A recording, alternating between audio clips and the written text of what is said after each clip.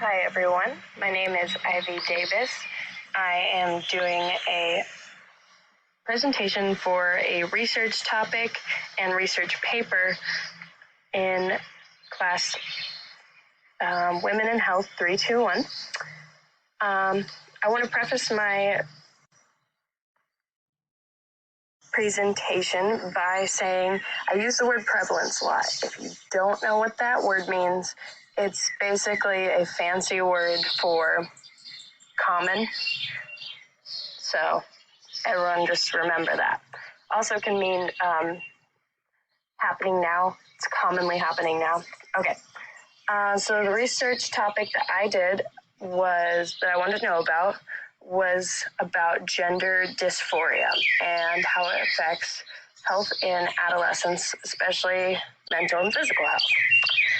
So what is gender dysphoria? First, we have to identify what gender is and how it is related to biological sex. What are the differences? How does gender dysphoria differ from any other terms we tend to use interchangeably? So gender is how you feel one way or the other, more masculine or feminine. You can identify as quite a few things, as we've seen in recent studies. Biological sex is obviously what parts you are born with, which are commonly referred to as male or female, but it doesn't stop there. So however you feel about yourself one way or the other that's what you are. You decide.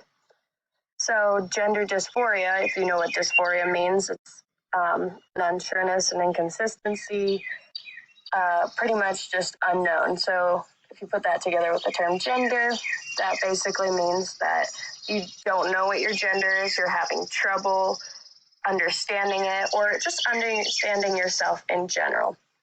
We see a lot of these issues in adolescents, usually not children, usually not children.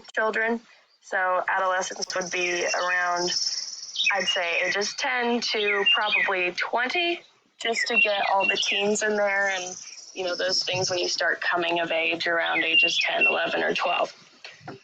So I want you guys to think to yourself for a moment. Have you ever heard the term gender dysphoria or even the word transgender? I know we go over a lot of things that have to do with gender identity and transgender, especially in sociology classes. And as a society, we are becoming more and more understanding and learning in-depth things about what gender is and how it affects us. Okay, so continuing on. We know what gender is, we know what gender dysphoria is, and we know what biological sex is, as well as what transgender means, right? Transgender just means you are changing from one idea to the other when it comes to the aspect of gender. So, with all of these definitions in mind, gender dysphoria is defined as an unsureness or unease with one's biological sex. So you might be cisgender, which means you do identify with the gender you were assigned at birth. A lot of people don't know what that means, and they tend to get very frustrated, very mad when we talk about these terms. But in reality, they are exactly what these terms are. We just have finally given them a name and spoken it out. As children, it is a little bit different. I would say that society has become more and more gendered in the last probably 100 years. But when we are little, we don't really understand how gender works. To us, what we know is what we are told, and then exactly what we see. So if a girl is dressed in a dress or a skirt, we are told that is a girl and that is what they wear. So that's what we identify as a female. So if a boy puts on a dress and a skirt, then in a child's eyes, that person does not identify as a male. That person identifies as a female. That's not how it works, as you learn as you get older, but that's how simple it can be and how easy it is to get things mixed up. So as we get older, we are taught that certain genders do certain things, i.e. females are supposed to bear children and teach them how to do everything. They're supposed to cook and clean and be wives, typically. And a male is supposed to do all the work. He's supposed to bring in the money. Women should not make money more than men. Make more money than men. These are all old concepts that we're all very familiar with when it comes to a gendered society. So something interesting I found in my research was the idea of gendering children at birth based off of their color. So a little bit under 100 years ago, and a little bit farther back, children used to be dressed in white dresses no matter what gender they were, because white you can bleach. So if the children got it dirty, it was easy to clean. They didn't care. This changed a little bit after that. They started using social media and started using colors to define gender, especially at birth. But pink was seen as a stronger color. So boys were given pink at birth, and girls were given blue because it was seen as more dainty and looked better on them.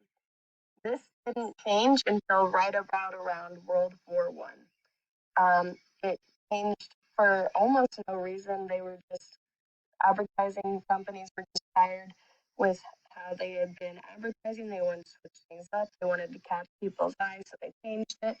So if you think about it, pretty much for the past 60 or 70 years is when we started really, really gendering based off of simple things like color and things like that.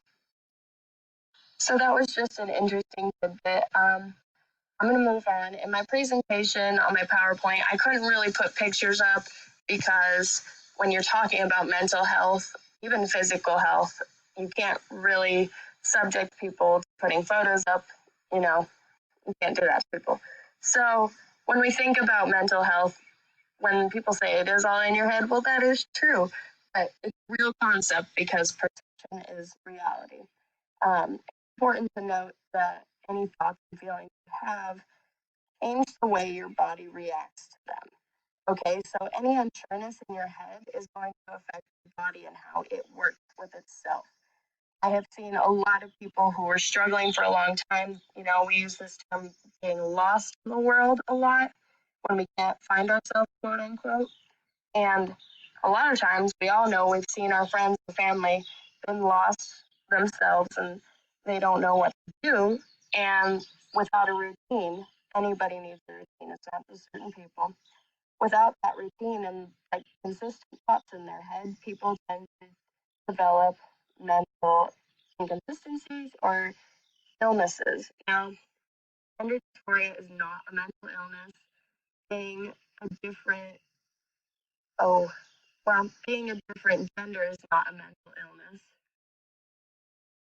Identifying sexually is definitely not a mental illness, as we're taught to believe about 40 years ago, just even that recently. It's important to keep these things in mind.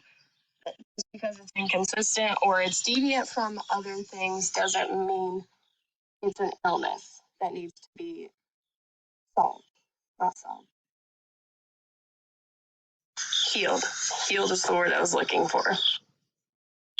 So just to wrap up, in my paper I did some research about how all these things tie together, how it influences us in later life. It's important to remember that everything we learn as a small child, whether we can even think or talk yet, it stays in our brain for a very long time. So it's hard to change when we get older. But there are many different concepts that we are learning and stuff that have to do with mental health and physical health, especially when it comes to gender and biological sex. Okay, so that's the end of my presentation. If you guys have any questions or concerns, please feel free to let me know. I know I didn't cover a ton in my presentation. I kind of just wanted to round it out and give you guys a general idea of what I did some research on. I'm sure you can do your own research, but if you just want to ask, please feel free and go ahead. Thank you.